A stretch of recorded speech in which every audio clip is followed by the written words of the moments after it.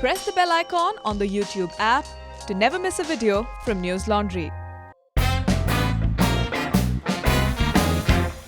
नमस्कार, एक और टिप्पणी के साथ मैं अतुल चौरसिया। संस्कृति और सभ्यता किसी मुल्क के नज़रिए से पूरी दुनिया में उसकी पहचान का सबब होती है। जाहिरन इससे जुड़े लोग किसी देश की संस्कृति और सभ्यता के माहिर लोग होते हैं। भारत सरकार ने हिंदुस्तान की संस्कृति और सभ्यता का प्रतिनिधित्व करने के लिए एक ऐसे ही नायाब हीरे को ढूंढा है। नाम है विवेक अग्निहोत्री। जी हाँ, वही वाले Vivek Agnihotri. But facts are facts, no? No, why? Who said facts are facts? Who said facts are facts? तो भारत सरकार ने इन्हीं विवेक जी को भारतीय सांस्कृतिक संबंध परिषद यानी Indian council for cultural relations का कल्चरल रिप्रेजेंटेटिव, बोले तो सांस्कृतिक प्रतिनिधि नियुक्त किया है। यह संस्था दीगर मुल्कों के साथ भारत के सांस्कृतिक संबंधों से जुड़ी नीतियों और योजनाओं पर काम करती है। आज़ादी के सिपाही और देश के पहले शिक्षा मंत्री मौलाना अबुल कलाम आज़ाद ने इसकी नींव रखी थी। तो ऐसी महान संस्था के सांस्कृतिक प्रतिनिधि विवेक अग्निहोत्री कितने संस्कारी और सभ्य हैं, लगे हाथ यह भी आप जान लीजिए।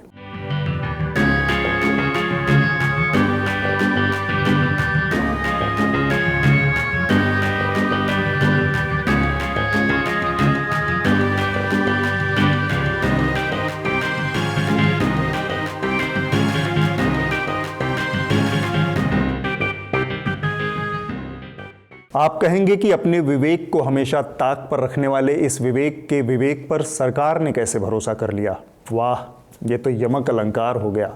अग्निहोत्री के महान विचारों पर मैं कतई जजमेंटल नहीं होना चाहता, क्योंकि हमारी सभ्यता और संस्कृति हमें सिखाती है कि यहाँ डाकू अंगुलीमाल भी ज्ञान प्राप्त करने के बाद महान संत हो गए थे। उस जमाने में अंगुलीमाल को संत बनने के लिए भगवान बुद्ध की ज़रूरत पड़ी थी। आज का ज़माना अलग है। अब विवेक अग्निहोत्री को संत बनने के लिए सिर्फ कुछ पुराने ट्वीट डिलीट करने पड़ते हैं। वो तो नाश हो आजकल के लौंडों का जो हर खटकरम का स्क्रीनशॉट रख कर चलते हैं, वरना विवेक जी की इस महान सांस्कृतिक विरासत से आप और हम कैसे वाकिफ होते। आखिरकार जून जुलाई से लटका हुआ संसद का मानसून सत्र आधा सितंबर बीतते बीतते जमीन पर उतर गया। देश की जनता को लगा कि लॉकडाउन और कोरोना से टूटी कमर को अब सहारा मिलेगा, लेकिन मोदी जी ठहरे दो टूक बात करने वाले नेता। दो टूक नोटबंदी, दो टूक में जीएसटी लागू, दो टूक में नागरिकता कानून खत्म, दो टूक में 370 खत्म। 500 रुपए और 1000 रुपए के करेंसी नोट लीगल टेंडर नहीं रहेंगे। कुछ देर बाद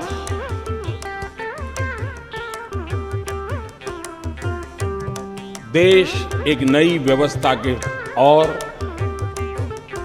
चल पड़ेगा। दूसरा महत्वपूर्ण बिल पास हुआ, सिटीजनशिप अमेंडमेंट बिल। साथियों, अब आर्टिकल 370 और 35A बीते हुए इतिहास की बात हो जाने के बाद मोदी जी की इस दो टूक अदा से उनके शागिर्द भी खासा असर में रहते हैं। लिहाजा देश की संसद भी अब बहस, विचार, सवाल जवाब का नहीं, दो टूक बात करने का फोरम बन गई है।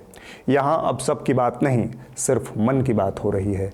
विपक्ष ने लिखित में सवाल पूछा, लॉकडाउन में पलायन के दौरान मारे गए नागरिकों का सरकार के पास कोई डाटा है या नहीं। श्रम मंत्री संतोष गंगवार ने दो टूक कहा, नहीं। विपक्ष ने फिर पूछा, क्या मारे गए लोगों को सरकार ने कोई मुआवजा दिया।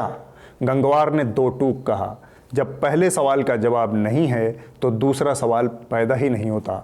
इस तरह सरकार ने साफ कर दिया कि मजदूर मरे तो अपनी बला से मरे, हमारे पास कोई आंकड़ा नहीं है। हमारी बिन मांगी सलाह है गंगवार जी, आपकी पार्टी में ऐसे ऐसे प्रतिभा के भरे भंडार हैं जिन्हें जेएनयू में बियर की बोतलें, इस्तेमाली निरोध, मुर्गे की हड्डियाँ, जली हुई बीड़ियाँ, चिप्स के पैकेट और गर्भ निरोध के साजो सामान गिनने का पुख्ता अनुभव है। उन्हें ही इस काम में लगा देते। अपनी आंख फूटी हो तो पूरी दुनिया को ही अंधा मान सकते हैं, पर बीबीसी ने बड़े जतन से मार्च, अप्रैल और जून के महीने में पलायन के दौरान जान गंवाने वालों का एक आंकड़ा जुटाया है। संसद में सिर्फ मन की बात चल रही है, प्रश्नकाल स्थगित है। चीन की घुसपैठ के मुद्दे पर विपक्ष ने सरकार से बहस की मांग की तो रक्षा मंत्री राजनाथ सिंह ने भी दो टूक कह दिया, राष्ट्रहित का मामला है इसलिए बयान से काम चला लीजिए। संसद में बहस हुई तो देश की सुरक्षा खतरे में पड़ जाएगी। बयान क्या था, गोलमोल बातें भर थी। आपको पता ही नहीं चलेगा कि चीन असल में कितना अंदर घुस आया है और कैसे उससे अपनी जमीन वापस ली जाएगी। अभी जो स्थिति बनी हुई है उसमें सेंसिटिव ऑपरेशनल इश्यूज शामिल हैं, इसलिए मैं इस बारे में ज्यादा ब्यौरा का खुलासा यदि करना चाहूं तब भी नहीं कर सकता हूं अध्यक्ष महोदय, यह हमारी एक सीमा है और मैं आश्वस्त हूं यह सदन हमारी इस सेंसिटिविटी को भी समझेगा। भारत एक विचित्र देश में तब्दील हो गया है। इसकी सीमा में दुश्मन घुसकर बैठा है, लेकिन देश के मामलों की सर्वोच्च संस्था में इस मसले पर बातचीत ही नहीं होगी। इसका तर्क यह है कि देश की सुरक्षा को खतरा है। यह तर्क संसद के अस्तित्व को सिर के बल खड़ा करने वाला है। देश की किसी भी असुरक्षा से निपटने और उसका समाधान ढूंढने के लिए एक ही मंच है और वह है देश की संसद। वहीं से समाधान निकलेगा, लेकिन मंत्री जी कहते हैं कि वहां बहस हो गई तो खतरा पैदा हो जाएगा। इधर प्रधानमंत्री भी कजरी के मौसम में फगुआ गा रहे हैं। पूरा सदन एक स्वर से देश के वीर जवानों के पीछे खड़ा है। ये बहुत ही मजबूत संदेश भी ये सदन देगा, सभी माननीय सदस्य देंगे, ऐसा मेरा पूरा विश्वास है। देश और संसद तो सेना के पक्ष में एक सुर बोल ही रही है, लेकिन इस वक्त जितना जरूरी एक सुर में बोलना है, उतना ही जरूरी है कि देश अपने ऊपर राज कर रही पार्टी और उसके नेताओं के कामकाज, उसकी सफलता, उसकी नाकामियों से भी वाकिफ हो। और इस काम का एकमात्र फोरम संसद है।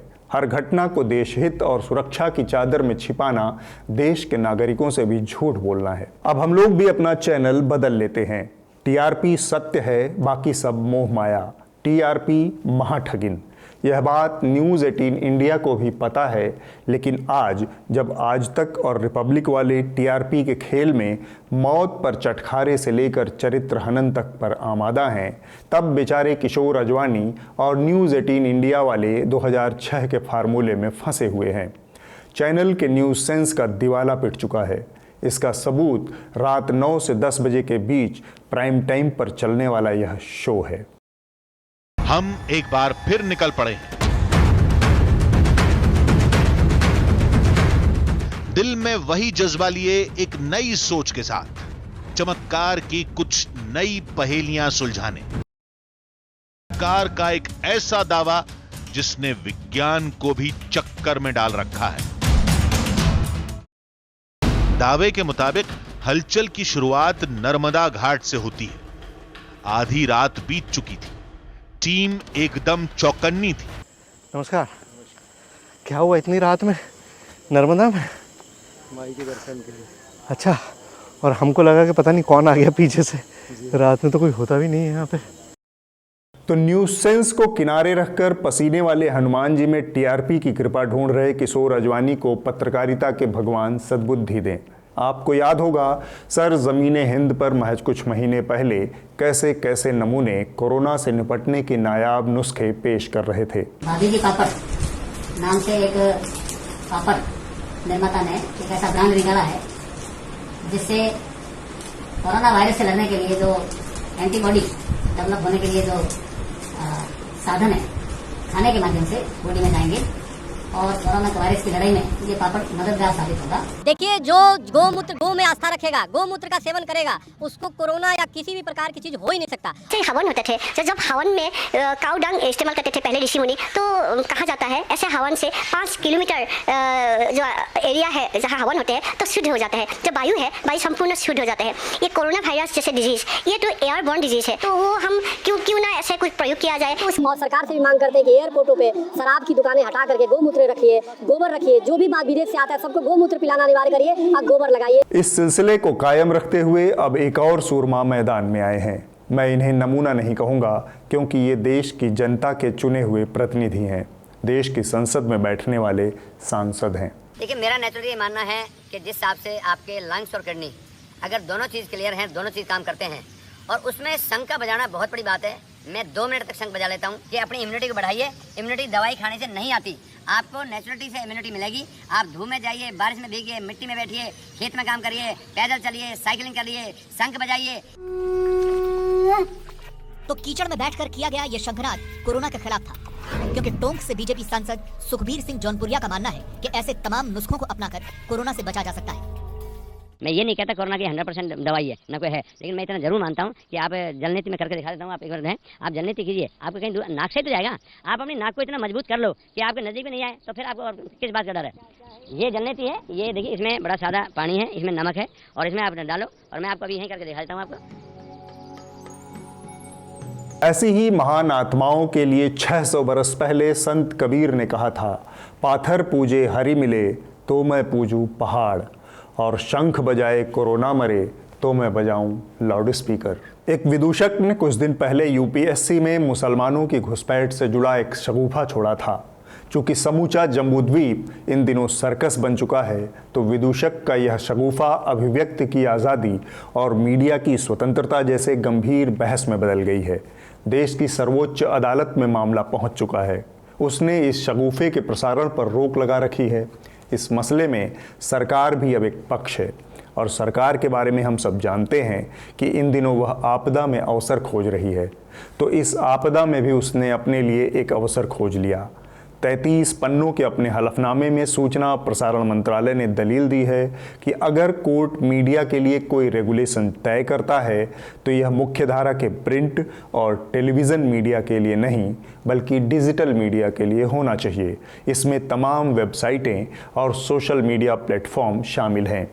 सरकार का दावा है कि प्रिंट और टेलीविज़न के लिए पहले से ही स्पष्ट गाइडलाइन और कानून मौजूद हैं। आपदा में अवसर देख रही सरकार असल में एक तीर से कई शिकार करने की कोशिश में है। एक बात जगजाहिर है कि देश के अधिकतर टीवी चैनल सरकार के सामने लेट गए हैं। हिंदी भाषी ज़्यादातर अखबार भी सरकार के सामने दंडवत हैं। सरकार कह रही है कि इनके नियमन के कानून मौजूद हैं। तकनीकी रूप से यह बात सही है कि प्रिंट की निगरानी के लिए प्रेस काउंसिल ऑफ इंडिया है, खबरिया चैनलों की निगरानी के लिए NBSA है, जो कि न्यूज़ ब्रॉडकास्टिंग स्टैंडर्ड रेगुलेशन के ज़रिए खबरिया चैनलों पर लगाम रखने के लिए बनी है। लेकिन यह सच्चाई सर्वविदित है कि यह दोनों ही संस्थाएं नख दंत विहीन, बोले तो टूथलेस, नेललेस साबित हुई हैं। चैनल खुलेआम NBSA की नोटिस की धज्जियाँ उड़ाते हैं। बीते कुछ सालों में सत्ताधारी दल और सरकार के इशारे पर नंगई की सारी सीमाएं इन चैनलों ने तोड़ी हैं, लेकिन ये संस्थाएं इस समस्या पर काबू पाने में नाकाम रही हैं। फिर भी सरकार चाहती है कि सबसे पहले अगर किसी का नियमन हो तो डिजिटल मीडिया का हो, क्योंकि उसकी पहुंच और उसकी गति और उसका प्रभाव बाकी मीडिया के मुकाबले बहुत ज़्यादा है। लेकिन सरकार ने अपने इस दावे के संबंध में कोई आंकड़ा नहीं दिया है कि कैसे डिजिटल मीडिया टीवी से आकार और प्रभाव में बढ़ा है। हम यहाँ आपके सामने कुछ आंकड़े रख देते हैं। देश में 85 करोड़ लोगों के पास टेलीविज़न की पहुँच है।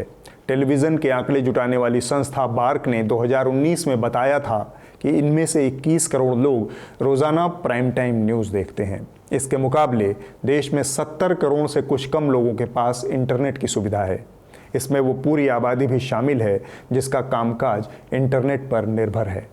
ऐसा कोई आंकड़ा उपलब्ध नहीं है जो यह बता सके कि इनमें से कितने लोग इंटरनेट पर न्यूज़ देखते हैं। इसलिए सरकार का यह कहना कि टीवी के मुकाबले डिजिटल मीडिया की पहुंच, प्रभाव और उसकी स्पीड बहुत ज़्यादा है, न सिर्फ गलत है बल्कि उसकी नीयत पर भी कुछ सवाल खड़े करता है। ले देकर डिजिटल मीडिया ही बचा है जहां सरकार से सवाल करने की संस्कृति बची हुई है। लिहाजा सुदर्शन की आपदा को सरकार अपने लिए अवसर में बदलना चाहती है। सरकार मीडिया के नियमन से दूर रहे। देश के लोकतंत्र के लिए यही सबसे बेहतर तरीका होगा। और अब वक्त है इस हफ्ते की रिपोर्ट का। जो कही जा रही थी बातें कि अंदर में भी सोशल डिस्टेंसिंग का ख्याल रखा जाएगा। ट्रेनें तो खुल दी हैं, लेकिन कैसे स्टेशन पर thousands of the migrants workers in different groups walking। आपने देखा बीते हफ्ते किस तरह से देश में ड्रग का मुद्दा चर्चा में रहा। देश की संसद में 2 सांसद इशारों ही इशारों में एक दूसरे पर हमलावर हो गए। Sir, people who have made their name in this film industry have called it a gutter. I completely disagree. I was really embarrassed and ashamed that yesterday one of our members in the Lok Sabha spoke who is from the industry against, I'm not taking a name, against the film industry. It's a shame. जिस थाली में खाते हैं उसमें छेद करते हैं। जया जी जब आए, अमित जी जब आए, या मैं आया, अक्षय कुमार, अजय देवगन 90s में आए, तब ये नहीं था। ये अचानक 10 साल में ये अचानक एक केमिकल वर्ल्ड कैसे आ गया। जैसे एक बायो वेपन आया चाइना द्वारा कोरोना के रूप में, उसी तरह चाइना के द्वारा पंजाब के रास्ते, पाकिस्तान के द्वारा नेपाल के रास्ते एक बहुत बड़ी खेप आ रही है टू फिनिश अस, हमारी यूथ को खत्म करने, लार्जेस्ट इंडस्ट्री फिल्म इंडस्ट्री जो वर्ल्ड की उसको खत्म करने। मेरी आवाज वो थी, जया जी ने सुना नहीं, उन्होंने व्यक्तित्व ही नहीं सुना और मुझे उन पर उन्होंने बहुत एक गलत सा पलटवार कर दिया। तो इस हफ्ते हम theLallanTop.com पर आई एक रिपोर्ट आपके सामने ला रहे हैं। यह रिपोर्ट गांजे और भांग की संस्कृति और इसके असर की विज्ञान सम्मत व्याख्या करता है। भारत में हजारों सालों से गांजे का सेवन किया जाता रहा है। अथर्ववेद में इसकी गिनती 5 महान पौधों में है। 1985 से पहले इस पर कोई रोक टोक नहीं थी। फिर राजीव गांधी की सरकार 1985 में NDPS यानी narcotic drugs and psychotropic substances act लेकर आई और गांजे पर बैन लग गया। कई लोग गांजे को हेल्थ के लिए एक बड़ा खतरा बताते हैं और कुछ लोग इसके मेडिकल बेनिफिट्स की ओर इशारा करते हैं। पिछले दशकों में गांजे को लेकर लीगल स्टेटस की मांग बढ़ी है और दुनिया के कई हिस्सों में इसे लीगल कर दिया गया है। अगले हफ्ते फिर मुलाकात होगी। नमस्कार। उम्मीद है आपको हमारा यह शो पसंद आया होगा। हमारे YouTube चैनल को ज़रूर सब्सक्राइब करें। इसके अलावा हम आपसे हमेशा कहते हैं कि newslaundry.com को ज़रूर सब्सक्राइब करें। जब हम आपसे कहते हैं तो इसकी एक बड़ी वजह है। खबरों को लेकर आपकी सबसे बड़ी शिकायत क्या है? आमतौर पर जो आपसे फीडबैक हमें मिलता है उसमें ये बात समझ में आती है, हमें सामने आती है कि खबरें जो आपके महत्व की होती हैं, आपके इम्पोर्टेंस की होती है, जनहित से जुड़ी होती हैं, उनको मुख्य धारा का मीडिया तवज्जो नहीं देता या उनको उस तरह से नहीं दिखाया जाता जितना गैर जरूरी चीज़ों पर ध्यान दिया जाता है। उसकी वजह यह है कि उनका जो आय का स्रोत है वो कहीं और से आता है और खबरें कोई और तय करता है। इसलिए हम कहते हैं कि न्यूज़ लॉन्ड्री को सब्सक्राइब करें या इस तरह के प्लेटफॉर्म को सब्सक्राइब करें जो आपके खर्चे से चलती है। न्यूज़ लॉन्ड्री ऐसा ही प्लेटफॉर्म है जिन्हें सिर्फ और सिर्फ आपका सहारा है। तो इस तरह के जो मीडिया प्लेटफॉर्म हैं, जब आप उसमें अपनी हिस्सेदारी तय करेंगे तो खबरें भी ज़्यादा से ज़्यादा आपकी बात करेंगी। इसीलिए हम कहते हैं न्यूज़ लॉन्ड्री को सब्सक्राइब करें और गर्व से कहें, मेरे खर्च पर आज़ाद हैं खबरें।